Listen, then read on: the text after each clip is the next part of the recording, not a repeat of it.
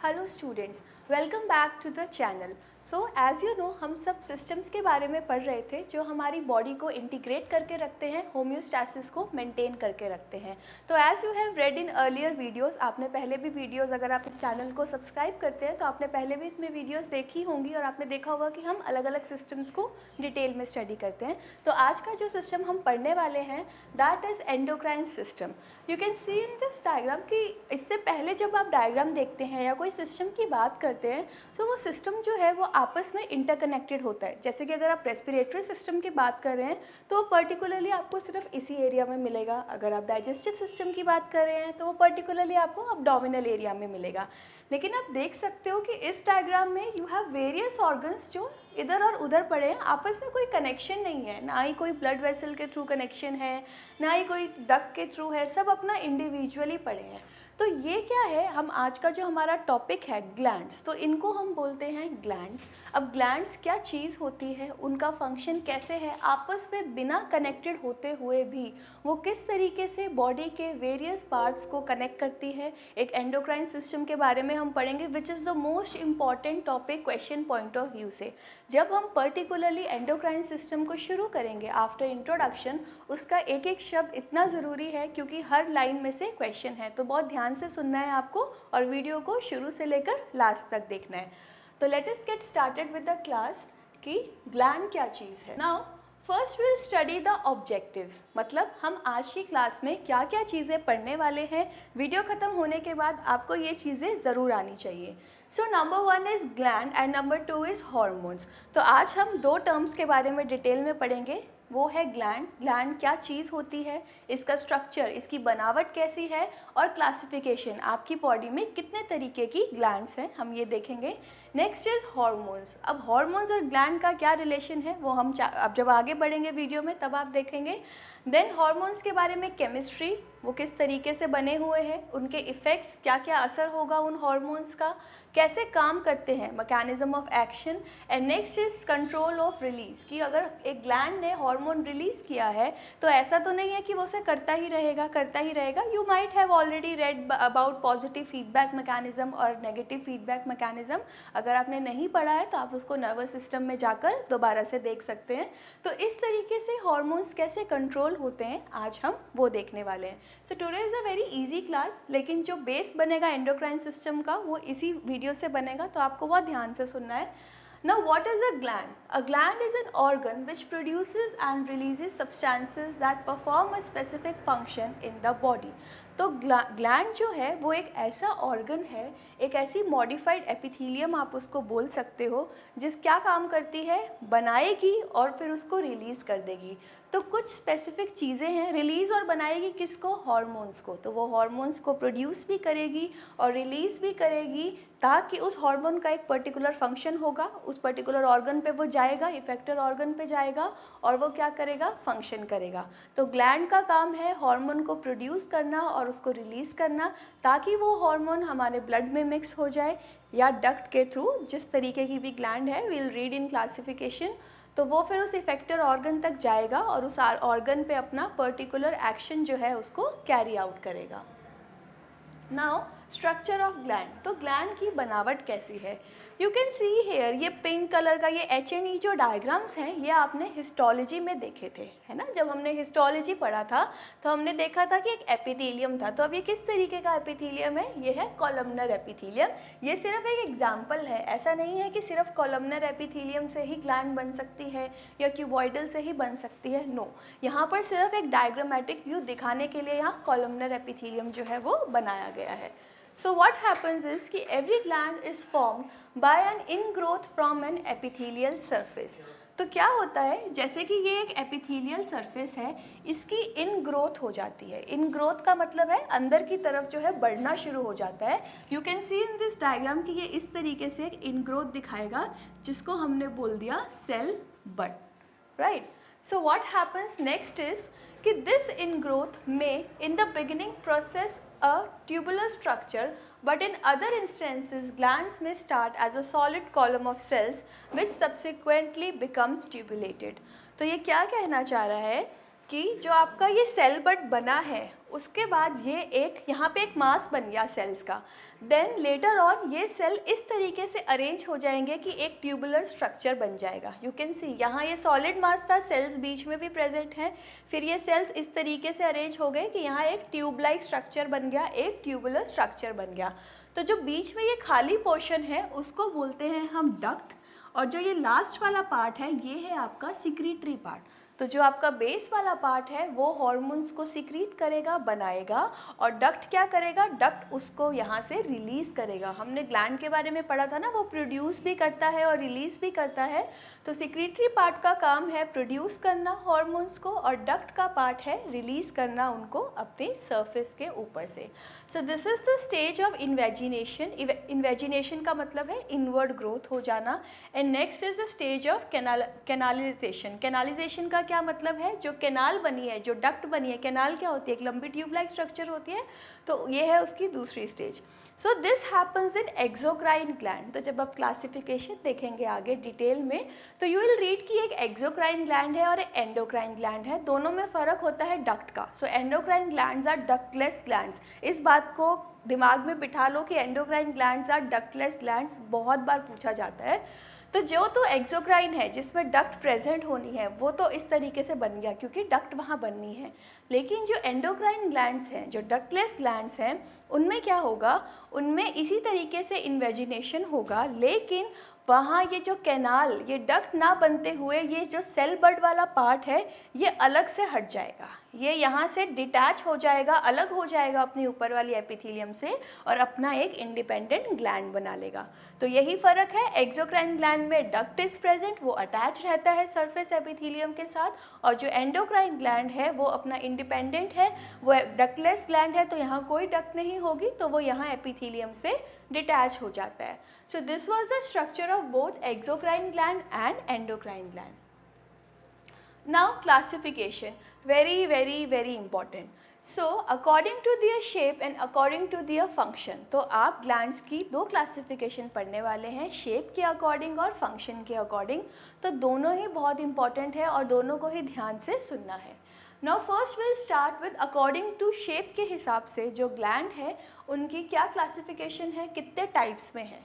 So if the gland retain its shape as a tube, throughout it is termed as tubular gland. तो यानी कि जब stage, जो अभी हमने स्टेजेस पढ़े हैं, अगर वो पूरी स्टेजेस में जब तक ग्लैंड अपने बनने की स्टेज में अगर ट्यूब फॉर्म में रहता है, यानी कि लंबा, राइट, ट्यूब फॉर्म में रहता है, तो उसको हम बोलेंगे ट्यूबुलर ग्लैंड। ईजी है, नाम ट्यूबुलर ग्लैंड है तो मतलब ट्यूब फॉर्म में होगा। Now you can see here कि ये सभी लंबे हैं, तो इनकी शेप फिर अलग अलग क्यों है। एक्चुअली होता क्या है, जब सिर्फ ये एक तरीके से होता है ना, आप देखो सिर्फ एक ही इन्वेजिनेशन है, एक ही तरीके से सिर्फ इस तरीके से आउटग्रोथ है, तो इसको हम बोलेंगे सिंपल ट्यूबुलर, सिंपल टाइप का है। जब जो ये ऊपर डक्ट वाला पार्ट है वो डिवाइड होकर बहुत सारी सिक्रीटरी यूनिट्स बनाता है, इसमें क्या है, डक्ट एक है और जो सिक्रीटरी पार्ट है वो भी एक ही है।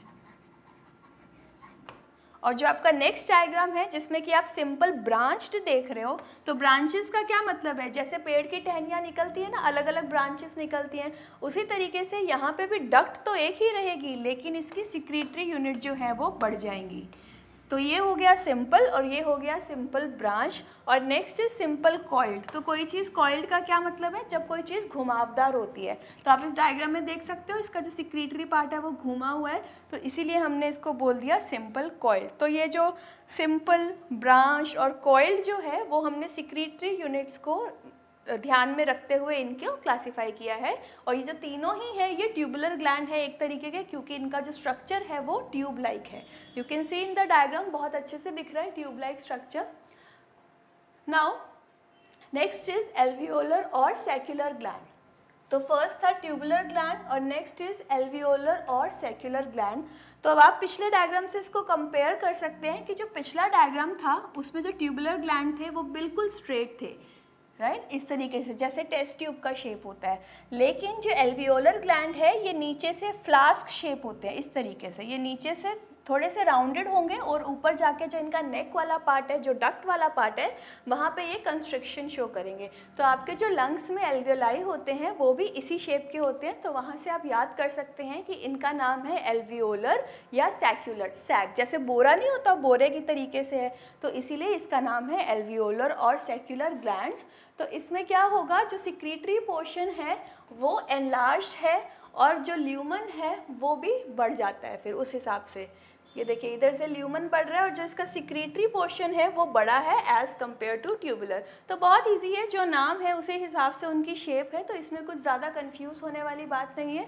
जो ट्यूबुलर है वो ऊपर से लेकर नीचे, डक्ट पार्ट और सिक्रीटरी पार्ट जो है वो दोनों एक ही मेजरमेंट्स का होता है, और जो आपका एल्वियोलर और सैक्यूलर ग्लैंड है उसमें डक्ट जो है वो पतला होगा, कंस्ट्रिक्टेड होगा, और जो सिक्रीटरी पार्ट है वो बेस में ब्रॉड होगा। Now according to their function, तो बहुत जो ज़्यादा इम्पॉर्टेंट, इन दोनों में भी जो इम्पॉर्टेंट क्लासिफिकेशन है वो है ये वाली, अकॉर्डिंग टू देयर फंक्शन। ठीक है, तो इसको यहीं समझ लो, ये एक बहुत इम्पॉर्टेंट क्वेश्चन है। तो according to their function the glands have been classified into exocrine glands और एंडोक्राइन ग्लैंड्स। तो ये बात आपको पता है कि एक्सोक्राइन ग्लैंड्स में डक्ट प्रेजेंट होती हैं और endocrine glands are ductless glands. तो ये बात अभी दोबारा से बोल रही हूँ कि endocrine glands are ductless glands, का मतलब इनमें डक्ट नहीं होती। बहुत बहुत इंपॉर्टेंट क्वेश्चन है, बहुत सारे क्वेश्चन पेपर्स में पूछा भी गया है। सो what happens in exocrine gland is कि इसका जो सिक्रीशन है वो सरफेस पे आ जाता है। अब इसका सिक्रीशन सरफेस पे क्यों आएगा, क्योंकि ये एपिथेलियम से इस तरीके से जुड़ा हुआ था। तो अगर यहाँ से सिक्रीशन चलना शुरू हुआ तो वो इस सरफेस पे फैल जाएगा। तो इसीलिए जो एक्सोक्राइन ग्लैंड का सिक्रीशन है it is always found on the surface. On the contrary जो एंडोक्राइन ग्लैंड है वो सरफेस से अलग हो चुका है, उसका कोई भी उसके साथ अटैचमेंट नहीं है। आपने देखा था डायग्राम में जब हम स्ट्रक्चर के बारे में पढ़ रहे थे कि जो ग्लैंड है वो डिटैच हो चुका है, तो वो कहाँ भेजेगा अपनी सिक्रीशंस, जो आसपास की ब्लड वेसल्स हैं उसमें वो अपनी सिक्रीशंस को पोर कर देगा। That is why it's secretion goes in the blood. तो इसी तरीके से जो आपका एक्सोक्राइन ग्लैंड है वो क्या क्या चीज़ें सिक्रीट करता है, mucus, saliva, milk, sweat, enzyme, mucus, earwax. ठीक है, तो ये सारी जो चीज़ें हैं ये एक्सोक्राइन ग्लैंड बनाएगा, और जो मेन चीज़ है दैट इज़ हार्मोन, जो होम्योस्टैसिस में काम कर रहा है वो बनाएगा आपका एंडोक्राइन ग्लैंड। तो यहाँ से आप देख सकते हो कि दोनों के कंपैरेटिवली एंडोक्राइन ग्लैंड जो है वो ज़्यादा इंपॉर्टेंट है। तो हम अपनी आने वाली वीडियोस में एंडोक्राइन ग्लैंड के बारे में डिटेल में पढ़ेंगे, और एक एक ग्लैंड का फंक्शन क्या है, कौन सा हार्मोन ये रिलीज़ कर रहा है, उसके एक्शंस क्या है, उनको ध्यान से देखेंगे, क्योंकि वो बहुत इंपॉर्टेंट है और क्वेश्चंस भी आते हैं कि कौन सा हार्मोन जो है वो कौन सा ग्लैंड बना रहा है। तो आज हम सिर्फ एक जनरल ओवरव्यू देखेंगे, इंट्रोडक्शन देखेंगे, और एंडोक्राइन ग्लैंड को हम बाद में काफ़ी डिटेल में पढ़ेंगे। So this was the functional classification of glands, namely exocrine gland and endocrine gland। और जो बात अभी के लिए यहाँ याद रखने वाली है वो है कि endocrine glands जो हैं they are ductless glands। Now next we'll read about exocrine gland। एक छोटा सा आपको brief explanation है कि exocrine glands जो होते हैं वो क्या होते हैं। Exocrine glands secrete their products through a duct। ये चीज़ याद रखनी है कि एक्सोक्राइन ग्लैंड्स में डक्ट होते हैं, और जो उनके सिक्रीशंस है वो कहाँ आ जाएंगे, सरफेस पे आ जाएंगे। अब वो चाहे आउटर सरफेस पे आए चाहे वो इनर सरफेस पे आए, वो कहीं भी आ सकते हैं, लेकिन ये डक्ट के थ्रू क्या करेगा, अपनी सिक्रीशंस को सरफेस में भेज देगा। जैसे कि स्किन में भी आ सकता है, और अगर हम इनसाइड की बात कर रहे हैं तो आपका जो जीआईटी ट्रैक्ट है, जो ल्यूमन वाले ऑर्गन्स है जो अंदर से हॉलो है, उनके इनर सरफेस पे भी आ सकता है। तो secretions are directly poured onto the apical surface। So you all know what is apical surface। अगर इस तरीके से कोई सेल होता है तो ये जो पार्ट है ये होता है उसका बेसल सरफेस, और ये जो ऊपर वाला पार्ट होता है ये होता है उसका अपाइकल सरफेस। तो इसने तो सारी सिक्रीशंस को कहाँ भेजना है, ऊपर ही भेजना है, तो इसकी सारी सिक्रीशंस का जो डायरेक्शन है that will be towards the apical surface. So all you have to remember is कि इट हैज़ डक्ट, और ये अपनी सारी जो सिक्रीशंस है उसको अपाइकल सरफेस की तरफ भेज देता है। So this was about exocrine glands. तो एक्सोक्राइन ग्लैंड्स में से ज़्यादा क्वेश्चंस नहीं आते हैं, जो बस आपको अगर आप theory point of view, subjective point of view से पढ़ते हैं तो यू मस्ट नो कि क्या क्या नाम है। लेकिन अगर हम एमसीक्यूज पॉइंट ऑफ व्यू से देखें तो एक्सोक्राइन ग्लैंड जो है it doesn't hold much importance in related to MCQs. So now we'll read about structure of exocrine gland। तो structure of exocrine gland में क्या है, द डक्ट पोर्शन में be branched called as compound और unbranched called as simple. तो अभी हम सिर्फ डक्ट पोर्शन की बात कर रहे हैं, यानी कि जो ये ऊपर वाला पोर्शन था, ये पर्पल कलर वाला, हम सिर्फ इसकी बात कर रहे हैं। तो ये डायग्राम तो आप पहले भी देख चुके हो। तो अगर हम डक्ट से इसको क्लासीफाई करना शुरू करें, इसके स्ट्रक्चर को, तो यू विल फाइंड कि या तो सिर्फ एक ही डक्ट है तो हम उसको बोल देंगे सिंपल, और वेयर एज अगर डक्ट है वो डिवाइड हो रखी है, अब आप देखो ये पर्पल कलर का यहाँ डक्ट ही डिवाइड हो रखी है ना, तो जब डक्ट डिवाइड होती है तो उसको हम बोलते हैं कंपाउंड। तो सबसे पहले तो आपको सिंपल और कंपाउंड में ये काफ़ी सारे वर्ड्स इकट्ठे आएंगे, तो आपको सिंपल और कंपाउंड में डिफरेंस पता होना चाहिए। तो सिंपल और कंपाउंड जो है वो हम डक्ट के बेसिस पे डिवाइड करें। अगर डक्ट अनडिवाइडेड है, एक ही डक्ट है, तो उसको हम बोलेंगे सिंपल, और अगर डक्ट डिवाइडेड है तो उसको हम बोल देंगे compound. Now let us move further. The glandular portion, अब हम secretory portion की बात कर रहे हैं जो आपको ग्रीन कलर के सेल से दिखाया गया है। The glandular portion may be tubular और acinar और may be mix of two। तो जो आपने पहले स्ट्रक्चर देखा था ना, नॉर्मल ग्लैंड का ट्यूबुलर है, एसिनर का मतलब एल्वियोलर या सेक्युलर, उसका दूसरा नाम आप एसिनर भी बोल सकते हो। तो ग्लैंडुलर पोर्शन में या तो वो ट्यूबुलर हो सकता है कि ऊपर भी सेम है, नीचे भी सेम डायामीटर है, इस तरीके से ये भी ट्यूबुलर हो गया, या तो क्या होगा इसका सिक्रीटरी पार्ट बड़ा हो जाएगा तो ये बन जाएगा एसिनर, या दोनों का मिक्स भी हो सकता है। आप इधर देख सकते हो कुछ तो इसमें ट्यूबुलर है और कुछ इसमें एसिनार है, तो ट्यूबुलो एसिनार बोल देंगे उनको। So if the glandular portion branches then the gland is called as branched gland. तो अब जैसे यहाँ डिवीजन के हमने बेसिस पे पढ़ाई की थी, तो अगर जो ग्लैंडुलर पोर्शन है, जो सिक्रीटरी पोर्शन है, वो भी आगे डिवाइड हो रहा है तो फिर हम उसको बोल देंगे branched. Now one by one हम इस सब का नाम जो है उसको पढ़ने की कोशिश करेंगे ताकि आपको ये नॉमेनक्लेचर समझ आ जाए। तो यहाँ देखिए सब में सिंगल डक्ट है, तो सबसे पहले आप लगाओगे सिंपल, सिंपल वर्ड आना चाहिए। Now this is simple tubular, right. तो ये क्या हो गई, ये हो गई सिंपल ब्रांच्ड। ब्रांचेस देख रहे हो ना आप, खूब 3 हैं, तो सिंपल ब्रांच्ड, जब सिक्रीटरी पार्ट एक से ज़्यादा होगा तो हम ब्रांच वर्ड यूज़ करेंगे। तो सिंपल ब्रांच, और एसिनार हमने क्यों बोला, क्योंकि ये नीचे ब्रॉड है। इसको आप क्या बोलोगे, सिंपल कॉइल्ड ट्यूबुलर, राइट। और ये हो जाएगा आपका सिंपल एसिनार, क्योंकि ये सिर्फ इस तरीके से है, एक ही इसमें है, और ये हो जाएगा आपका सिंपल ब्रांच्ड एसिनार, राइट। तो दीज वर द नेम्स। आपको सिंपल पता होना चाहिए क्यों यूज़ किया है, और ब्रांच्ड वर्ड हमने इसलिए यूज़ किया, हम नीचे वाले यूनिट को देखेंगे, सिक्रीटरी यूनिट को देखेंगे। अब अगर हम इसकी बात करें तो इसको हम बोल देंगे कंपाउंड ट्यूबुलर, क्योंकि इसका डक्ट डिवाइड हो रहा है और सारे हैं जो ट्यूब्स लाइक हैं। इसको हम बोल देंगे कंपाउंड एसिनार, और ये हो जाएगा आपका कंपाउंड ट्यूबुलो एसिनार, क्योंकि मिक्स्ड है ना, तो ट्यूबुलो एसिनार बोल देंगे। तो I will say it again कि एक्सोक्राइन जो ग्लैंड्स है, अगर आप कंपटीशन की तैयारी कर रहे हैं तो ये इतना इंपॉर्टेंस नहीं रखते हैं, लेकिन सब्जेक्टिव पॉइंट ऑफ व्यू से आपको इनका नाम पता होना चाहिए कि किस तरीके से। अगर आपके पास सिंपल वर्ड आ जाता है लिखा हुआ कि which of the following is a simple tubulo acinar gland, अगर आपसे उसका एग्जाम्पल ही पूछ लिया जाता है तो वहाँ आपको पता होना चाहिए कि सिंपल का क्या मतलब है और ट्यूबुलो एसिनार का क्या मतलब है। So this was the structure of the exocrine gland. Now अभी आपने एक फ्लो चार्ट देखा है, तो ये फ्लो चार्ट जो है ये आपको बताएगा कि किस तरीके से जो है डिवीजन हो रखा है। नाउ ग्लैंड्स को हमने एंडोक्राइन और एक्सोक्राइन ग्लैंड्स में डिवाइड किया है। तो endocrine glands are without ducts, जिसको हम डिटेल में अपने आने वाली वीडियोस में देखेंगे, और एक्सोक्राइन ग्लैंड्स जो हैं दे आर विद डक्ट्स, उनमें डक्ट्स प्रेजेंट होता है। तो जो एक्सोक्राइन ग्लैंड्स हैं they are further divided into unicellular और मल्टीसेलुलर। यूनिसेलुलर यानी कि जो अभी आपने इस तरीके से देखा था ना, सेल्स बने हुए, तो अगर एक ही सेल है तो उसको हम बोल देंगे यूनिसेलुलर, और अगर एक से ज़्यादा है तो उसको हम बोलेंगे मल्टीसेलुलर। यूनिसेलुलर सेल का example you have to remember, very important, questions में भी आता है। तो यूनिसेलुलर जो सेल है, यूनिसेलुलर एक्सोक्राइन ग्लैंड का एग्जाम्पल है गॉबलेट सेल। तो गॉबलेट सेल है ना, इस तरीके से होता है, म्यूकस बनाएगा। तो ये एक ही सेल है, तो ये पूरा एक सेल क्या करता है, म्यूकस बनाने का काम करता है, इसकी खुद की सिक्रीशंस होती हैं, तो ये अपने आप में एक इंडिपेंडेंट ग्लैंड है। नाउ जो मल्टी सेलुलर है, तो मल्टी सेलुलर को अगर हम नंबर के हिसाब से देखें कि डक्ट्स के नंबर कितनी है, तो we have simple and compound, जो आप देख चुके हो। अगर एक ही डक्ट है तो सिंपल ग्लैंड होगी, और अगर एक से ज़्यादा डक्ट्स है तो वो हो जाएगी कंपाउंड ग्लैंड्स, राइट। और अगर हम सिक्रीटरी यूनिट की बात करें, जो उसका बेसल पोर्शन था, उसकी शेप की बात करें, तो ट्यूब शेप है तो ट्यूबुलर हो जाएगा, एसिनार शेप ब्रॉड है तो एसिनार या एल्वियोलर हो जाएगा। Now next is on the basis of the nature of secretory product। तो basis of nature of secretory product का क्या मतलब है कि ये जो ग्लैंड्स अपने सिक्रीशंस बना रहे हैं वो कैसा है। तो या तो वो सीरस हो सकता है, या वो म्यूकस हो सकता है, या वो मिक्स्ड हो सकता है।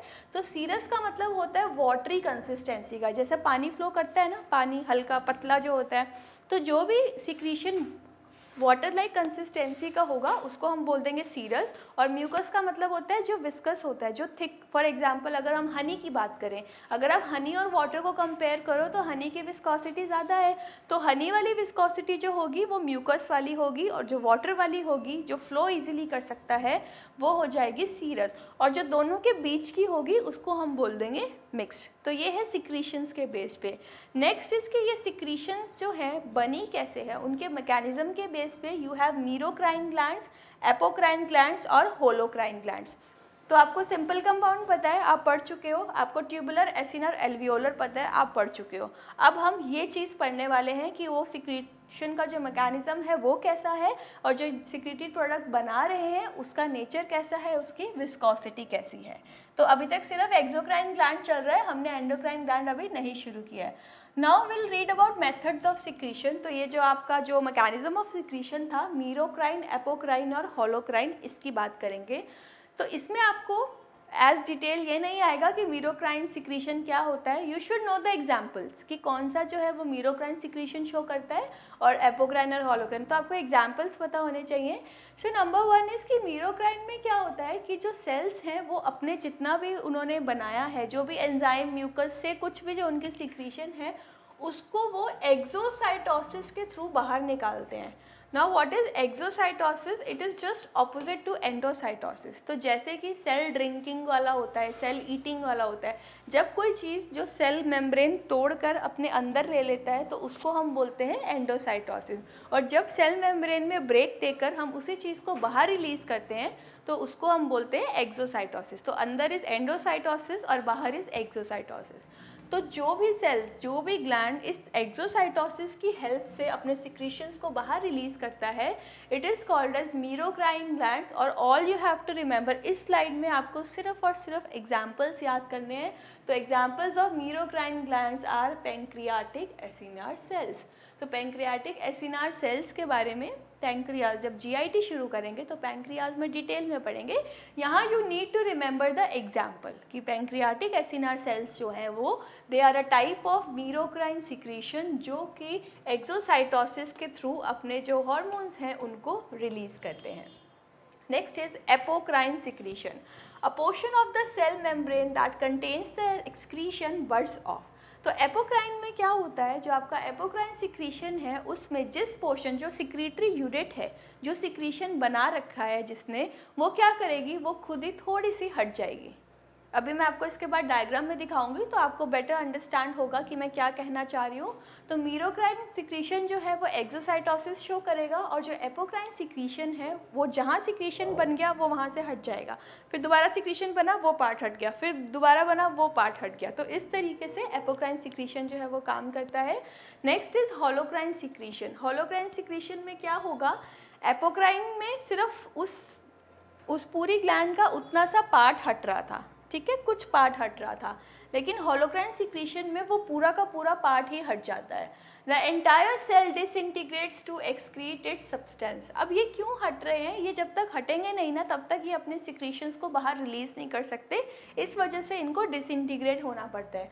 तो example of holocrine secretions are sebaceous glands of skin and nose. तो सीबेशियस ग्लैंड्स हैं जो सीबम, जो वाइट कलर का बिल्कुल सीबम सा रिलीज होता है, ठीक है, हमारे हेयर में भी होते हैं, हमारे स्कैल्प में भी है सीबेशियस ग्लैंड्स, और नोज़ में। तो हेयर जो फॉलिकल है उसके आसपास आपको देखने के मिलेंगे जो सीबम रिलीज करते हैं, तो they are a type of holocrine gland. तो पैंक्रियाटिक एसिनाइड सेल याद रखना है कि it is a type of merocrine gland, और सेबेशियस ग्लैंड आपको याद रखना है कि it is a type of holocrine gland. तो ये दो चीज़ें हैं जो आपको याद रखनी है।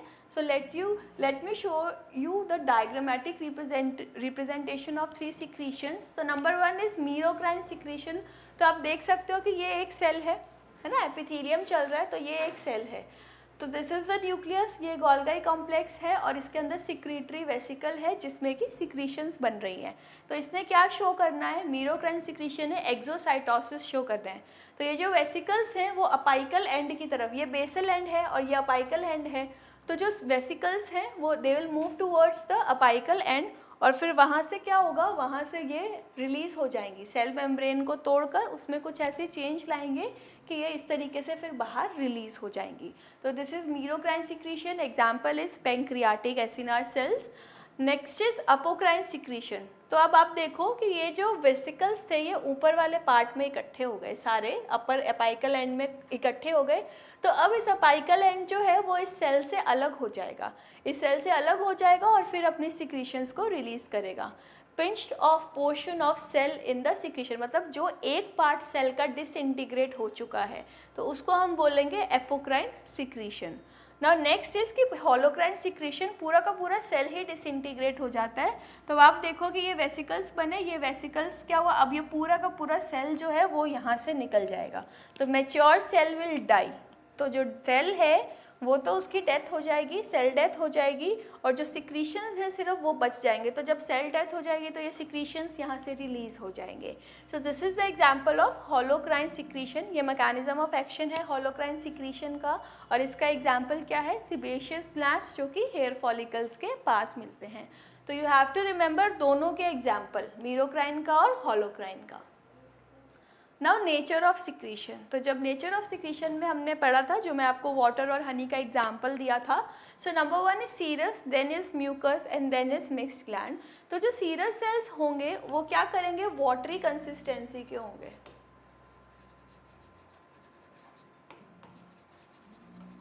वाटरी कंसिस्टेंसी का मतलब पानी की तरह हो गए, विस्कोसिटी कम, तो जिस भी लिक्विड की विस्कोसिटी कम है तो उसका फ्लो क्या होगा, बेटर होगा, ज़्यादा ठहरेगा नहीं, फ्लो करता जाएगा। So serous cells secrete proteins often enzymes. तो जो सीरस सेल्स होंगे उनका जो सिक्रीशन है जिसको हम सीरस नेचर बोलेंगे, यानी कि उसमें प्रोटीन का कंटेंट जो है वो ज़्यादा मिलेगा, एंजाइम्स ज़्यादातर होते हैं इस सिक्रीशन में। तो एग्जाम्पल है gastric chief cells and Paneth cells. तो ये भी हम जब जीआईटी में पढ़ेंगे तब पढ़ेंगे कि ये क्या सिक्रीट करते हैं, अभी पेप्सिनोजन कहाँ से सिक्रीट हो रहा है, तो ये जीआईटी में डिटेल में पढ़ेंगे, यहाँ आपको सिर्फ एग्जाम्पल्स याद रखने हैं इनके। Next is mucus cells. तो म्यूकस सेल्स जो है वो म्यूकस थोड़ा सा स्टिकी होगा और विस्कोसिटी ज़्यादा होगी तो फ्लो कम होगा, ठहरेगा ज़्यादा, ठीक है, तो वो होंगे आपके म्यूकस सेल्स।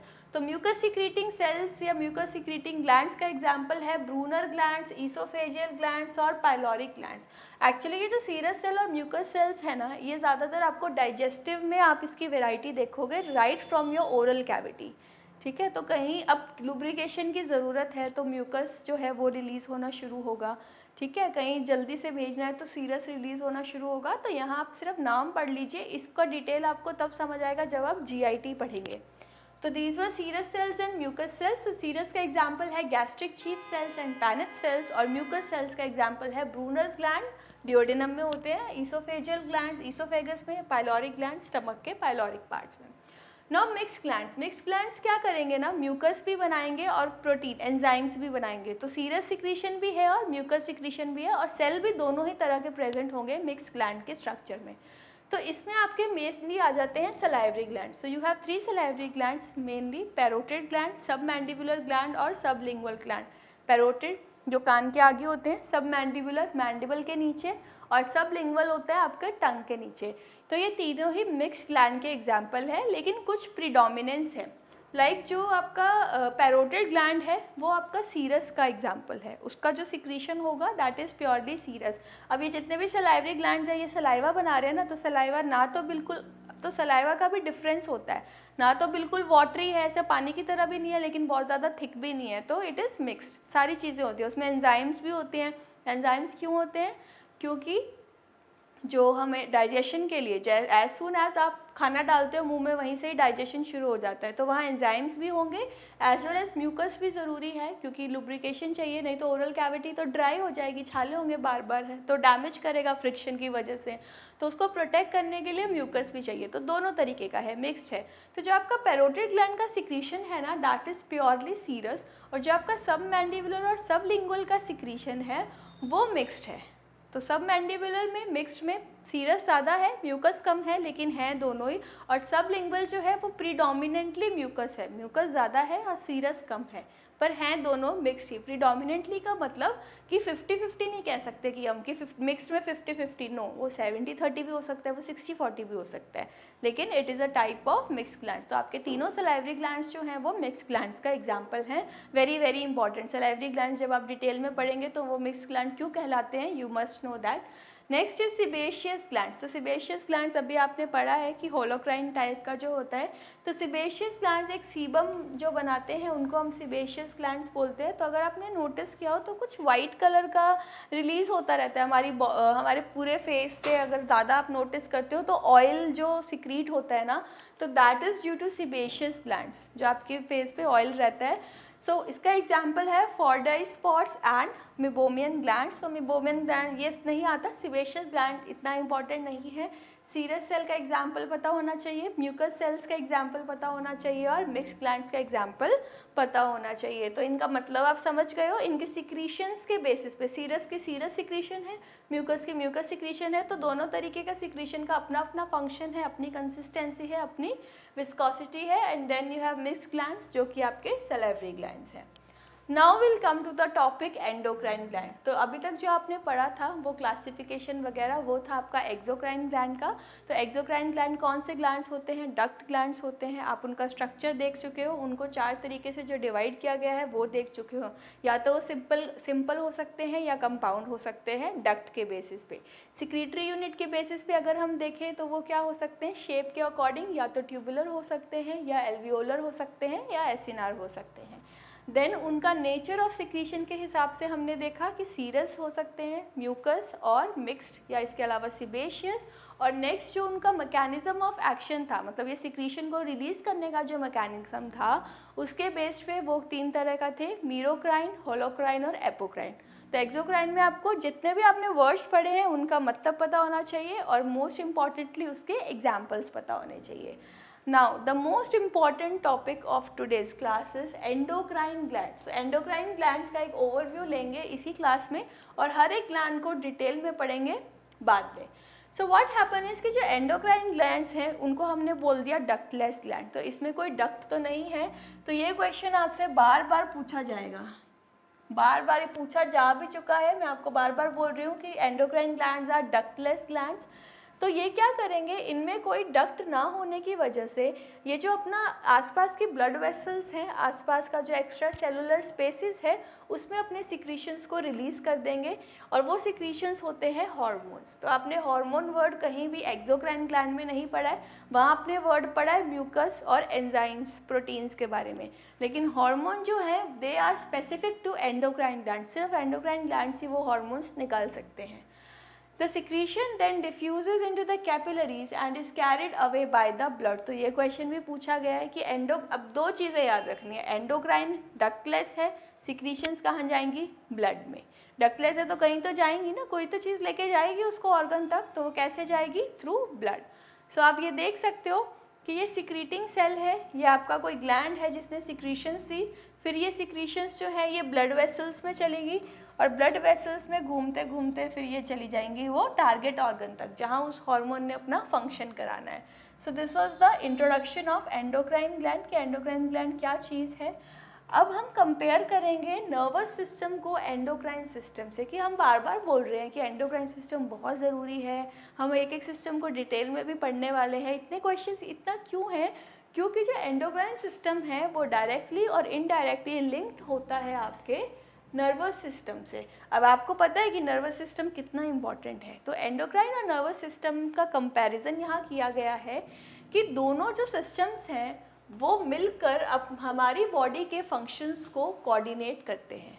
होम्योस्टैसिस को मेंटेन करने के लिए सारे ही सिस्टम्स आपस में कोऑर्डिनेट करते हैं, लेकिन जो आपका नर्वस सिस्टम और एंडोक्राइन सिस्टम है वो बहुत डिपेंडेंट है एक दूसरे के ऊपर। The nervous system controls the homeostasis through nerve impulses conducted along the axons of neurons. तो आपको पता है कि नर्वस सिस्टम कैसे काम करता है, वो अपना सिग्नल भेजता है न्यूरॉन्स के थ्रू और बॉडी में होम्योस्टैसिस जो बैलेंस है उसको मेंटेन करके रखता है। इसी की तरह जैसे नर्वस सिस्टम आपका नर्व इम्पल्स भेजता है, उसी तरीके से जो आपका एंडोक्राइन सिस्टम है वो हॉर्मोन्स भेजता है इनटू द ब्लड स्ट्रीम, और फिर वो हार्मोन कहाँ जाएगा, उस बॉडी के ऑर्गन पे जाएगा, सेल पे जाएगा और फंक्शन करेगा। तो मोर और लेस सेम है, बस नर्वस सिस्टम नर्व इम्पल्स के थ्रू काम करता है जो न्यूरॉन्स में ट्रैवल करता है, और जो एंडोक्राइन सिस्टम है वो हार्मोन्स के थ्रू काम करता है जो कि ब्लड स्ट्रीम में कैरी करता है। Now certain parts of the nervous system stimulate और इनहिबिट। अब ये अपना अपना काम कर रहे हैं दोनों जने, नर्वस सिस्टम अपना काम कर रहा है और जो आपका एंडोक्राइन सिस्टम है वो अपना काम कर रहा है।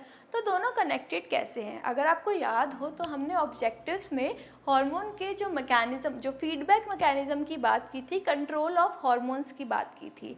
अब तो वो जो सेंस है ना कि अब इस हार्मोन को रिलीज़ होना बंद करना है, वो सेंस आएगा नर्वस सिस्टम से। नर्वस सिस्टम ही मैसेज देगी कि अब हार्मोन को रिलीज़ कराना है, और नर्वस सिस्टम ही ये मैसेज देगी एंडोक्राइन सिस्टम को कि अब हार्मोन को इनहिबिट कर दो, बस अब जो ज़रूरत है वो पूरी हो गई है बॉडी में। तो अब नर्वस सिस्टम कहेगा एंडोक्राइन सिस्टम को कि अब आप जो है अपना हार्मोन निकालना बंद कर दो। तो ये एक दूसरे को रेगुलेट करते हैं, इसी वजह से ये आपस में जो है इंटरकनेक्टेड है, इतना इम्पॉर्टेंट है, एक दूसरे के ऊपर डिपेंडेंट है। No certain parts of nervous system cause muscle to contract and glands to secrete. और कुछ नर्वस सिस्टम, कुछ एंडोक्राइन सिस्टम के ऐसे ग्लैंड्स भी हैं। एंडोक्राइन सिस्टम में खूब सारे ग्लैंड्स हैं, एक एक करके पढ़ाई करेंगे। तो जो एंडोक्राइन सिस्टम के काफ़ी सारे ग्लैंड्स हैं जो डायरेक्टली नर्वस सिस्टम के कंट्रोल के अंडर होते हैं। तो हार्मोन्स इन टर्न में प्रमोट और inhibit the generation of nerve impulses. तो अब इनकी क्या कहानी है कि जो नर्व इम्पल्स आया, जो नर्वस सिस्टम ने नर्व इम्पल्स भेजा, एक मैसेज भेजा एंडोक्राइन सिस्टम को कि हार्मोन बनाओ। अब वो हार्मोन जब एक लेवल के ऊपर हो जाएगा तो वो हार्मोन फिर ब्रेन में जाकर बोलेगा कि अब ठीक है, अब उसको बंद करने का मैसेज दो। तो इस तरीके से ये जो मैसेज है रिलीज़ करने का और इनहिबिट करने का, ये नर्वस सिस्टम और एंडोक्राइन सिस्टम के बीच में जो है वो एक्सचेंज होता रहता है, घूमता रहता है। Now the nervous system causes muscle to contract and glands to secrete. The endocrine system affects virtually all the body tissues. अब ऐसा नहीं है कि ये आपस में मैसेज जो है वो एक्सचेंज कर रहे हैं। तो जब नर्वस सिस्टम और एंडोक्राइन सिस्टम आपस में ये काम कर रहे होते हैं रिलीजिंग और इनहिबिशन का, तो इसमें साइमल्टेनियसली साथ साथ बॉडी के दूसरे सेल्स भी अफेक्ट हो रहे होते हैं और उनका जो फंक्शंस है वो कैरी आउट हो रहा होता है। So nerve impulses are generally much more rapid in producing their effects than our hormones. तो अगर हम comparatively में देखें तो हॉर्मोन्स जो हैं वो थोड़ा स्लो पहुंचते हैं as compared to nerve impulse, क्योंकि वो पूरा conducting tissue है तो वो जल्दी पहुंचता है। So this was how nervous system और endocrine system आपस में जुड़े हुए हैं, दोनों को ही एक दूसरे की ज़रूरत है हार्मोन को रिलीज़ करने के लिए और हार्मोन को इनहिबिट करने के लिए जो नर्व इम्पल्सेस हैं उनकी ज़रूरत है। और जो अब हार्मोन है वही उन नर्व इम्पल्सेस को भी मेंटेन कर सकता है कि उनको जाना है कि नहीं जाना। तो ये दोनों जब आपस में काम करते हैं तो साथ साथ बॉडी के दूसरे सिस्टम्स जो हैं वो भी इनके साथ कोऑर्डिनेट करते हैं, ताकि जो होम्योस्टैसिस है, जो इंटरनल एनवायरनमेंट है जिसके लिए ये सारे सिस्टम्स बने हैं आपस में, वो काम प्रॉपर वे में हो सके। Now next is hormones. हम इतनी देर से बोल रहे हैं हार्मोन्स है, एंडोक्राइन सिस्टम जो है वो हार्मोन्स निकालते हैं। तो हार्मोन्स चीज़ क्या है? हार्मोन एक केमिकल है ना, एक केमिकल सब्सटेंस है जो कि ब्लड में रिलीज़ होता है बहुत ही कम अमाउंट में। जब ज़रूरत है तभी रिलीज़ होगा, ऐसे घूमेगा नहीं हमारे ब्लड में। So these are the chemicals release in a blood in very less amount. तो ये क्या होते हैं? They are non nutritive and they affect the function of the distant cell by binding on the receptor. तो ये क्या है? Non nutritive है। ऐसा नहीं है कि इससे कोई किसी सेल को न्यूट्रिशन मिल रहा है तो उसके लिए वो सेल के लिए ये हार्मोन ज़रूरी है, नहीं। तो वो ज़रूरी नहीं है, इसी वजह से ये नॉर्मल बेसिस पे नहीं रिलीज़ होते। जब ज़रूरत होती है तो ये ब्लड में घूमना शुरू कर देंगे और घूमते घूमते जिस ऑर्गन तक इनको ज़्यादा है, ठीक है, जहाँ भी हार्ट पे काम करना है या स्टमक पे काम करना है, जहाँ भी इनको काम करना है, वहाँ के सरफेस पे जो रिसेप्टर्स हैं, रिसेप्टर्स यानी कि जो रिसीव करेंगे इनको, वहाँ जाकर ये बाइंड हो जाएंगे और फिर उस ऑर्गन पे काम करेंगे। नेक्स्ट इज कि circulating hormones without receptors not act the hormone any organ. अब कुछ हार्मोन सर्कुलेटिंग हार्मोन्स होते हैं, तो सर्कुलेटिंग का क्या मतलब होता है, जो वॉन्डरिंग घूमते रहते हैं, सिर्फ उनका काम है सर्कुलेशन में ही काम करना। मतलब कि ऐसे हार्मोन्स जो ब्लड वेसल्स पे काम करते हैं, तो उनको किसी रिसेप्टर की ज़रूरत नहीं है, क्योंकि उन्होंने तो घूमते घूमते ही अपना काम करना है ना, ब्लड के अंदर घूमते, तो उनको बोलते हैं हम सर्कुलेटरी हार्मोन्स, और उनको किसी रिसेप्टर्स की ज़रूरत नहीं है, because they do not have any effector organ to work on. Hormones are the chemical messengers secreted by endocrine glands that regulate the physiological process. तो अभी जब आपने हार्ट पढ़ा होगा तो हम पढ़ते हैं रेनिन के बारे में पढ़ा है, ठीक है, एंजियोटेंसिनोजन के बारे में पढ़ा है। तो ये कुछ टर्म्स हैं, जैसे आप T3 T4 के बारे में जो आपने पहले भी सुनी होंगी, अपनी छोटी क्लासेस में भी सुनी होंगी। तो ये जो इनको हम हार्मोन्स बोलते हैं, जो हमारी बॉडी के प्रॉपर मैकेनिज्म के लिए, प्रॉपर फंक्शनिंग के लिए ज़रूरी हैं। तो ये क्या करते हैं, छोटे छोटे अमाउंट में हमारी बॉडी में घूमते रहते हैं, ताकि किसी भी जो कोई भी इफ़ेक्ट है जो ऑपोजिट जा रहा है हमारी बॉडी फंक्शनिंग के, उसको कॉन्ट्राडिक्ट कर सकें, उसको कंट्रोल कर सकें। Now the chemistry of hormones. तो हार्मोन्स जो है वो 3 तरीके के होते हैं। तो ये इनके स्ट्रक्चरल जो केमिस्ट्री है उसके बेसिस पे डिवाइड किया गया है। तो ये ज़्यादा आप जो हार्मोन वाला टॉपिक है या फार्मा में और डिटेल में पढ़ेंगे, क्योंकि जो आपकी ड्रग्स हैं वो ऑलमोस्ट मोर और लेस सिमिलर होती हैं हार्मोनल एक्शन के। तो आपको फार्मा में बहुत ज़्यादा डिटेल में इसको पढ़ने को मिलेगा। Now next is, first is कि अमीनो एसिड बेस्ड है, देन इज स्टेरॉइड्स, और देन इज इकोसनॉइड्स। तो जो अमीनो एसिड बेस्ड होंगे उन हार्मोन्स का जो स्ट्रक्चर है वो अमीनो एसिड के स्ट्रक्चर से मिलेगा, जो स्टेरॉइड बेस्ड है वो स्टेरॉइड के स्ट्रक्चर से मिलेगा, और जो इकोसनॉइड बेस्ड है वो इकोसनॉइड से मिलता जुलता होगा। तो अमीनो एसिड्स जो है यानी कि प्रोटीन जैसा सा उनका स्ट्रक्चर होगा। तो ज़्यादातर जो हार्मोन्स हैं वो अमीनो एसिड बेस्ड ही होते हैं। तो यू हैव टू रिमेंबर कि मोस्ट हार्मोन बॉडी में ज़्यादातर जो हार्मोन्स हैं वो आपके अमीनो एसिड यानी कि प्रोटीन से मिलते जुलते होंगे। और जो स्टेरॉइड, जो गोनाडल और एड्रीनोकॉर्टिकल हार्मोन्स है, जैसे कि आपका एपिनेफ्रिन हो गया है ना, जो आपने नॉन एपिनेफ्रिन हो गया, डोपामिन हो गया, उन सबको हम बोलते हैं स्टेरॉइड्स वाले। तो स्टेरॉइड हार्मोन्स हो गए। तो ये जो स्टेरॉइड हार्मोन्स आप कभी भी पढ़ेंगे ना, जितने भी एग्जाम्पल होंगे वो हमेशा कोलेस्ट्रॉल से बनते हैं। तो जो एंडोक्राइन ग्लैंड्स जो हार्मोन बनाते हैं वो है मोस्टली आपके स्टेरॉइड हार्मोन्स, ठीक है। एंडोक्राइन ग्लैंड्स जो है वो मोस्टली आपके स्टेरॉइड हार्मोन्स बनाएंगे। इसके अलावा कोई भी अगर हार्मोन आपकी बॉडी में प्रेजेंट है तो वो होगा अमीनो एसिड टाइप का। Next is इकोसनॉइड hormone. इकोसनॉइड हार्मोन में आपको 2 तरीके के हार्मोन पढ़ने हैं, ल्यूकोट्राइन्स एंड प्रोस्टाग्लैंडिन्स। तो यहाँ कंफ्यूज नहीं होना, ये आपको फार्मा में दोबारा अच्छे से पढ़ने को मिलेगा। यहाँ सिर्फ एक इंट्रोडक्शन है कि हार्मोन चीज़ क्या है। सो ल्यूकोट्राइन्स जो है वो से इन्फ्लेमेटरी मीडिएटर है। जब भी बॉडी में इन्फ्लेमेशन होगी, आप पैथो में भी देखोगे, तो उस समय जो हार्मोन आपको ब्लड में देखने को मिलेगा दैट इज़ ल्यूकोट्राइन्स। और नेक्स्ट इज़ प्रोस्टाग्लैंडिन्स। तो प्रोस्टाग्लैंडिन्स तो बहुत सारे हैं टारगेट्स और इफ़ेक्ट्स, मल्टीपल जगह पर जाकर काम करता है। जैसे कि प्रोस्टाग्लैंडिन बीपी रेज करता है, ठीक है। यूटराइन कॉन्ट्रैक्शन, जब डिलीवरी के टाइम जो यूटराइन कॉन्ट्रैक्शंस है उसमें भी ऑक्सीटोसिन के साथ हेल्प करता है उनको बढ़ाने के लिए। ब्लड क्लॉटिंग में हेल्प करता है, पेन और इन्फ्लेमेटरी मीडिएटर भी है। सो ल्यूकोट्राइन्स एंड प्रोस्टाग्लैंडिन ये 2 टाइप हैं इकोसनॉइड्स के। तो मैं फिर से बोल रही हूँ, यहाँ कंफ्यूज होने की ज़रूरत नहीं है, फार्मा में जब पढ़ेंगे तब इनको डिटेल में पढ़ना है। सो दीज वर की केमिकल स्ट्रक्चर क्या है हार्मोन्स का।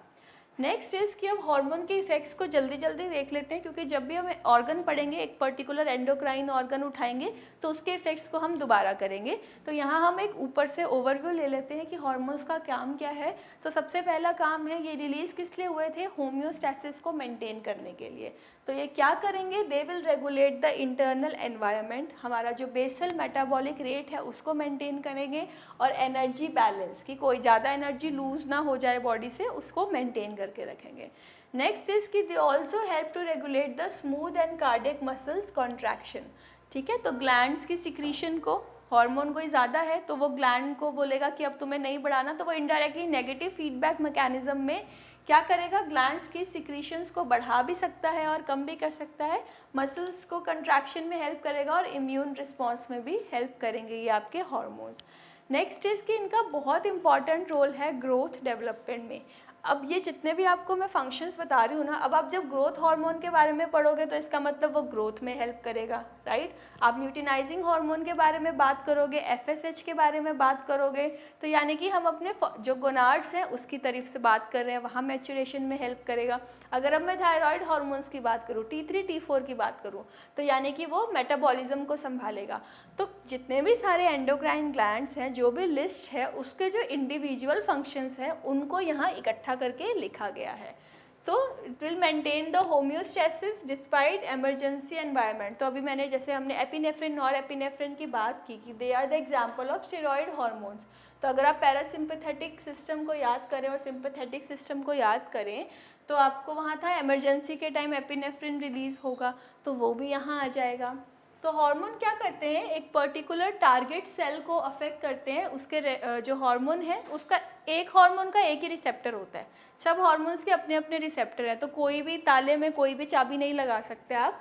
तो क्या होगा, हार्मोन अपने रिसेप्टर को आइडेंटिफाई कर लेता है, ठीक है, और वो रिसेप्टर जिस ऑर्गन पे प्रेजेंट होता है फिर हार्मोन अपना एक्शन वहाँ शो करता है।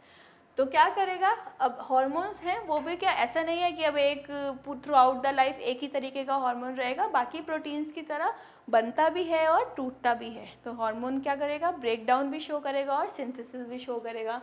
जब भी एक हार्मोन या न्यूरोट्रांसमीटर, जैसे कि हम कोलिनर्जिक न्यूरो एसिटाइल कोलिन की बात करें, वहाँ पे अगर हम बात करें तो जब भी कोई हार्मोन जो है, अब दो चीज़ें पढ़ोगे, एक चीज़ होती है अप रेगुलेशन, ये सारी टर्म्स आप फार्माकोलॉजी में बार बार यूज़ होंगी। एक चीज़ होती है अप रेगुलेशन और एक चीज़ होती है डाउन रेगुलेशन। तो अप रेगुलेशन ऑफ रिसेप्टर्स और डाउन रेगुलेशन ऑफ रिसेप्टर्स का क्या मतलब होता है, यहाँ आप उसको देखो कि जब भी कोई हार्मोन जो है वो अपनी नॉर्मल क्वांटिटी से बढ़ जाएगा तो जो उसके रिसेप्टर्स हैं ना वो कम हो जाएंगे, क्योंकि आपको एक्शन तो उतना ही चाहिए। अब आपको एक्शन अगर 5% चाहिए तो 5% कैसे आ रहा है, 5 रिसेप्टर्स पे 10 हार्मोन आके जुड़ जाएंगे। लेकिन अगर वही हार्मोन आपके पास 20 मॉलिक्यूल्स हो गए हैं तो आप क्या करोगे, अपने आप क्या होगा, ऑटोमेटिकली रिसेप्टर जो हैं, कुछ रिसेप्टर्स जो हैं वो पीछे चले जाएंगे, क्योंकि हार्मोन तो अब बढ़ गया है, वो तो निकला है तो वो तो बाइंड करेगा ही। तो कुछ रिसेप्टर्स जो है वो पीछे चले जाएंगे ताकि हार्मोन को जगह ही ना मिले जुड़ने के लिए, तो वो उतने ही जुड़ेंगे जितने ज़रूरी हैं। तो जब रिसेप्टर्स का काउंट कम हो जाता है तो उसको हम बोलते हैं down regulation. So that term is down regulation. तो क्या होगा, डाउन रेगुलेशन से जो रिस्पॉन्सिवनेस है वो कम हो जाएगा, क्योंकि रिसेप्टर ही कम है, रिसेप्टर कम है तो जितना मर्जी हार्मोन निकाल लो, जब वो जुड़ेगा ही नहीं तो वो काम कैसे करेगा। और इसके कॉन्ट्ररी क्या होता है, जब कोई हार्मोन की कमी हो जाती है, वो डेफिशिएंट हो जाता है, तो नंबर ऑफ रिसेप्टर्स जो है वो बढ़ जाते हैं। वो क्यों बढ़ जाते हैं कि जितने भी मॉलिक्यूल्स निकले कोई भी वेस्ट ना जाए रिसेप्टर की कमी की वजह से, तो रिसेप्टर्स ज़्यादा हो जाएंगे। तो इस चीज़ को हम बोलते हैं अप रेगुलेशन। तो जब अप रेगुलेशन होता है तो उस पर्टिकुलर ऑर्गन जो है that will show stimulating effect, कम नहीं होगा, उसका इफेक्ट ज़्यादा होगा। तो अप रेगुलेशन बढ़ रहा है ना, रिसेप्टर्स बढ़ रहे हैं, चीज़ अप हो रही है तो मतलब परफॉर्मेंस भी अप हो रही है, तो जो इफेक्ट्स आएंगे वो भी ज़्यादा आएंगे। और डाउन रेगुलेशन का क्या मतलब है, डाउनफॉल हो रहा है, रिसेप्टर्स कम हो रहे हैं तो इनहिबिटरी इफेक्ट आएगा, रिस्पॉन्सिवनेस जो है वो कम हो जाएगी। अब जो हार्मोन्स ब्लड में पास होते हैं उनको हमने डिवाइड किया है सर्कुलेटिंग हार्मोन्स को, जिसमें हम बोलते हैं उनको एंडोक्राइंस। So circulating hormones are otherwise called as endocrine। and next is कि जो particularly target cell पे काम करते हैं उनको हमने बोला है पैराक्राइन या ऑटोक्राइन, ठीक है। तो अब ये दो तरीके के हैं, जो हार्मोन सिर्फ सर्कुलेट करते हैं, कोई टारगेट ऑर्गन नहीं है, उसको बोला है सर्कुलेटिंग हार्मोन या फिर एंडोक्राइंस, और जो हार्मोन्स अपने पर्टिकुलरली टारगेट ऑर्गन पे रिसेप्टर के साथ बाइंड करके काम करते हैं उनको बोला है पैराक्राइंस या ऑटोक्राइंस। नाउ अब आप एक चीज़ होती है सेल सिग्नलिंग। सेल सिग्नलिंग का क्या मतलब है कि अगर आपको छोटे होते गेम खेलते थे ना, एक दूसरे के कान में बात करते थे, तो उसी तरीके से जो सेल्स हैं वो क्या करते हैं, वो भी इस तरीके से मैसेज पास करते हैं, यानी कि हार्मोन पास करते हैं, तो उसको बोलते हैं हम cell signalling. Now you can see कि जो ऑटोक्राइंस हैं, यानी कि जो आपके पैराक्राइंस हो गए, तो जो ऑटोक्राइन अब किस तरीके से काम करेगा, cell will target itself. Auto का क्या मतलब होता है, खुद से, सेल्फ। तो सेल क्या करेगा, खुद को ही मैसेज करेगा, वो खुद ही उसका टारगेट है, हार्मोन को खुद, अपना ही हार्मोन रिलीज किया और खुद को भेज दिया। तो ऑटोक्राइन में जो सेल है वो खुद को टारगेट करेगा, सेल की जो सिग्नलिंग है वो एक ही सेल में हो रही है। उसके अलावा जो पैराक्राइन है, तो पैराक्राइन में सेल सिग्नल, पैरा का मतलब क्या होता है? Near by. पैरा का मतलब होता है नियर बाय, जो आपके बिल्कुल पास में हो। तो इस सेल के पास ये दूसरा सेल है, तो जो एक सेल के जो हार्मोन्स रिलीज हुए हैं वो बिल्कुल उसके साथ वाले सेल को टारगेट करेंगे, आप देख सकते हो, right. So this is called as paracrine. तो इसमें भी साइट है क्योंकि ये अपने ही सेल को टारगेट कर रहा है, और इसमें भी साइट है क्योंकि ये थोड़े से बिल्कुल साथ वाले अपने पड़ोसी सेल को टारगेट कर रहा है। सो दिस इज ऑटोक्राइन, जैसे इनका नाम है ना वैसे ही इसका फंक्शन है। This is autocrine, this is paracrine. Now next is signalling across the gap junction. तो you all know tight junction और गैप जंक्शन क्या होते हैं। जब दो सेल्स बिल्कुल साथ साथ होते हैं तो उसको टाइट जंक्शन बोलते हैं, जब दोनों के बीच में गैप होता है तो उसको गैप जंक्शन बोलते हैं। तो ये गैप जंक्शन बहुत माइन्यूट होता है, आप इधर देख सकते हो थोड़ा सा गैप है, बिल्कुल साथ में नहीं है। तो सेल क्या करेगा, जिन सेल के बीच में गैप जंक्शंस प्रेजेंट होते हैं, यानी कि एक पाथवे है दोनों के बीच में, एक गैप है चीज़ों के एक्सचेंज होने के लिए, उसके थ्रू से अगर आपका जो न्यूरोट्रांसमीटर है या आपका जो हार्मोन है वो आपके पड़ोसी वाले सेल में चला जाता है, तो उसको आप बोल देंगे signalling across the gap junction. It is more और less similar to paracrine. Paracrine में कोई ब्रिज नहीं था जाने के लिए, ऐसे ही बाहर निकला और यहाँ पहुँच गया, और जबकि जो सिग्नलिंग वाला है, जो गैप जंक्शन के थ्रू सिग्नलिंग है, उसमें एक ब्रिज है, एक प्रॉपर चैनल है। Now next is endocrine. Endocrine का तो आपको पता ही है कि जो डिस्टेंट होता है, जो टारगेट ऑर्गन होता है वो रिलीज होने वाले, अब जैसे कि for example anti diuretic hormone की अगर हम बात करें, तो एंटी डायूरेटिक हार्मोन ने काम तो जाके करना है अपने एक्सक्रीटरी सिस्टम में, लेकिन वो रिलीज़ कहाँ से होता है? पिट्यूटरी में। अब पिट्यूटरी तो बहुत दूर है एक्सक्रीटरी सिस्टम से, तो बीच में वो कैसे जा रहा है? थ्रू ब्लड जा रहा है।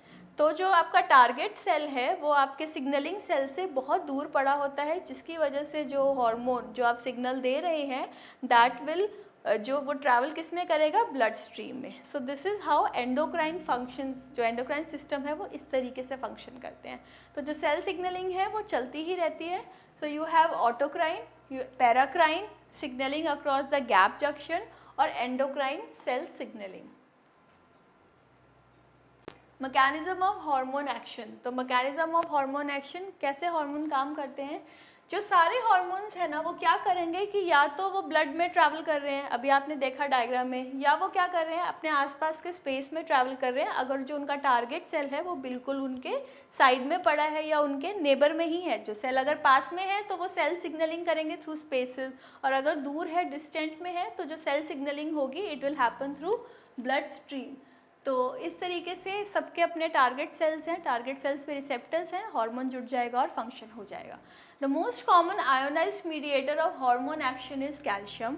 सो ये चीज़ नहीं भूलनी है, ये क्वेश्चन पूछा भी जा चुका है 2016 में, कि जो आयन है जो इस हार्मोन के काम करने में हेल्प करता है वो है कैल्शियम। तो इसको रट लो, कैल्शियम याद रखना है, भूलना नहीं है।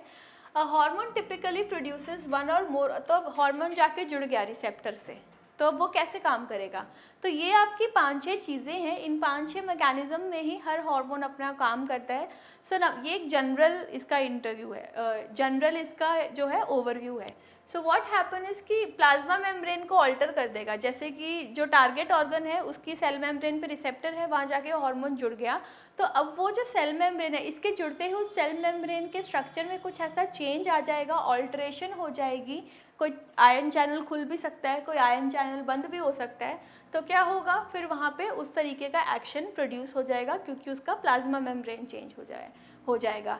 नेक्स्ट क्या कर सकता है कि खुद तो अंदर नहीं जाएगा सेल के, खुद बाहर ही जुड़ा रहेगा रिसेप्टर से, लेकिन कुछ अंदर ऐसा प्रोटीन का चेंज कर देगा कि अंदर वाला सेल जो है ऑलरेडी अंदर प्रेजेंट है वो इसके इन्फ्लुएंस में आकर कोई एंजाइम बनाने लग जाएगा और फिर इफेक्ट हो जाएगा।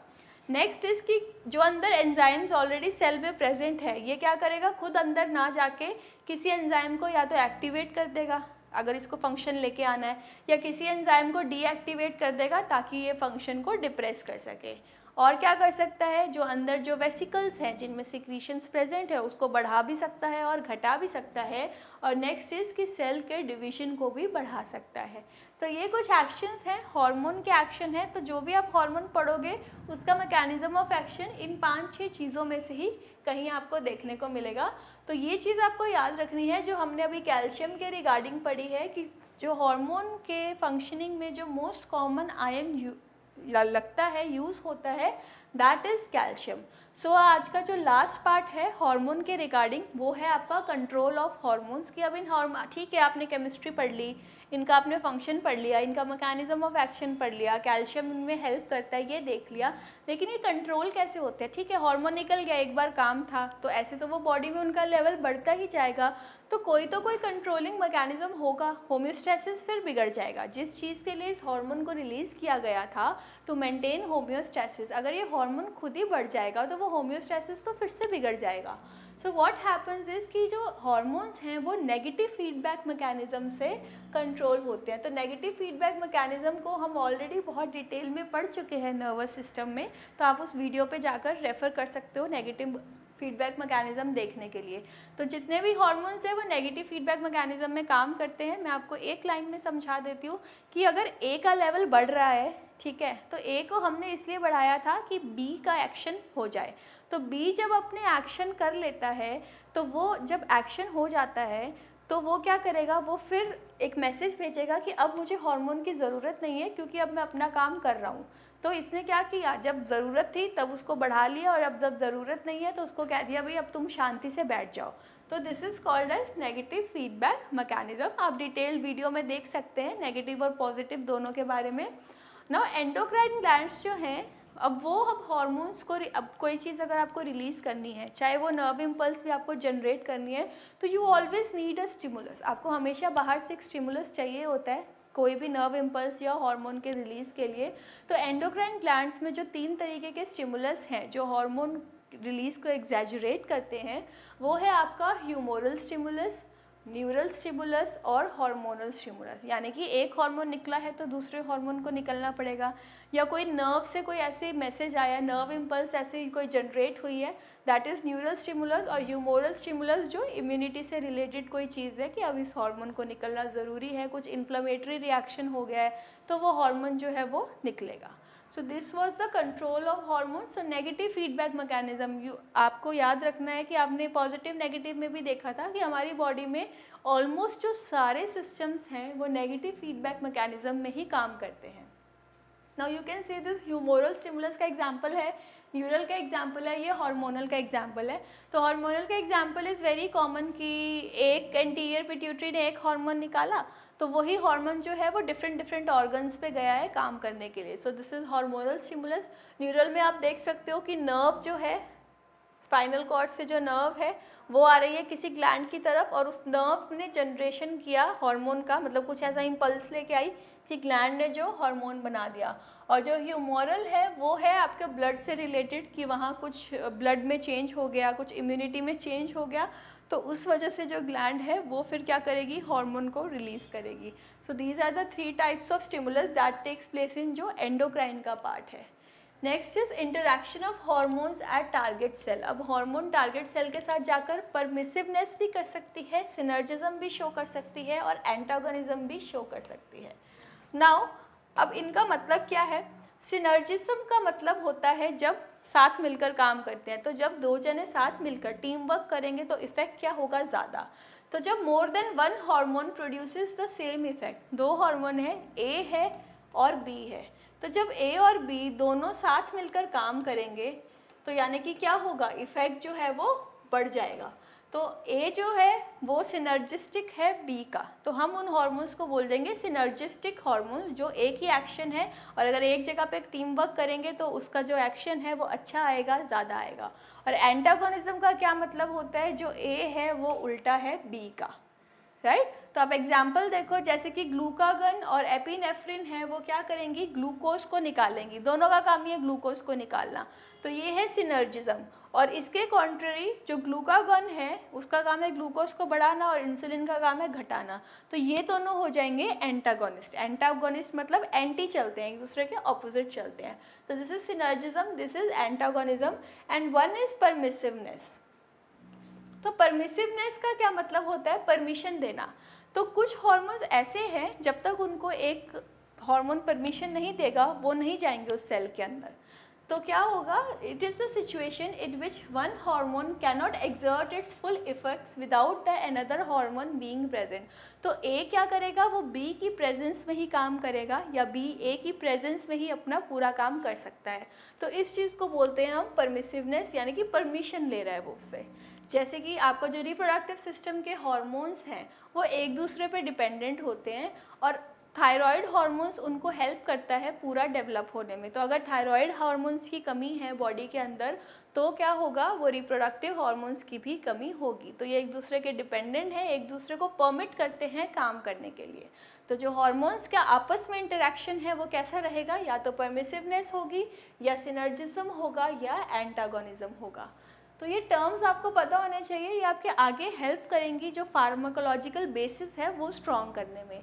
Now here is a list of endocrine glands. तो आज हम सिर्फ एंडोक्राइन ग्लैंड्स के नाम देखेंगे, इसके बाद हम इनको अगली क्लास में, अगला जब वीडियो होगा आपका उसमें आप इसको डिटेल में पढ़ेंगे वन बाय वन। बहुत इंपॉर्टेंट वीडियोज़ होंगे वो। Now endocrine gland starting from brain. Brain से अगर हम शुरू करें तो नंबर 1 इज़ पिट्यूटरी ग्लैंड। तो पिट्यूटरी ग्लैंड आप देख सकते हो, ये ब्रेन को एनलार्ज करके दिखाया हुआ है। तो देयर इज थैलेमस, थैलेमस के बाद हाइपोथैलेमस और हाइपोथैलेमस के नीचे है आपका पिट्यूटरी ग्लैंड। तो पिट्यूटरी ग्लैंड और हाइपोथैलेमस दोनों ही क्या करेंगे? आपका एंडोक्राइन फंक्शन सर्व करेंगे। तो हाइपोथैलेमस में भी कुछ एंडोक्राइन फंक्शन है और pituitary gland is example of endocrine gland, बहुत इंपॉर्टेंट। उसके बाद जब आप नेक में आते हो तो नेक में you can C thyroid, bilobe structure है ना थायराइड का, ये देखिए ये बटरफ्लाई शेप। तो थायराइड ग्लैंड है। थायराइड ग्लैंड के अंदर यू विल सी कि इस तरीके से 4 राउंडेड स्ट्रक्चर्स हैं। तो इसको हमने बोल दिया पैराथायरॉयड। पैरा का मतलब नियर बाय। तो ये हो गई आपकी parathyroid gland. So you have pituitary gland, thyroid gland और पैराथायरॉयड ग्लैंड। और एक होती है आपकी पीनियल ग्लैंड, वो भी आपके ब्रेन में होती है। So next is thymus. तो आप नेक में अब और नीचे आओ थायरॉयड ग्लैंड से तो आपको एक चीज़ देखने को मिल रही है थाइमस। ये आप सर्कुलेटरी सिस्टम में भी इसके बारे में पढ़ चुके हो थाइमस के बारे में। अब आप अब्डोमेन में आओ तो अब्डोमेन में you have pancreas, you can C pancreas. Stomach के पास होता है पैंक्रियास। देन किडनी के ऊपर होती है सुप्रारीनल ग्लैंड और अड्रीनल ग्लैंड।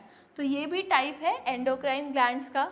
और अगर आप नीचे आओगे रिप्रोडक्टिव ऑर्गन की तरफ तो मेल में आपको मिलेगा टेस्टिस और फीमेल में आपको मिलेगा ओवरीज। और ये जो दोनों ग्लैंड्स हैं ये मिलकर क्या बनाएंगी? कौन सा हार्मोन रिलीज़ करेंगे? ये आपका जो एंड्रोजन्स हैं वो रिलीज़ करेंगे।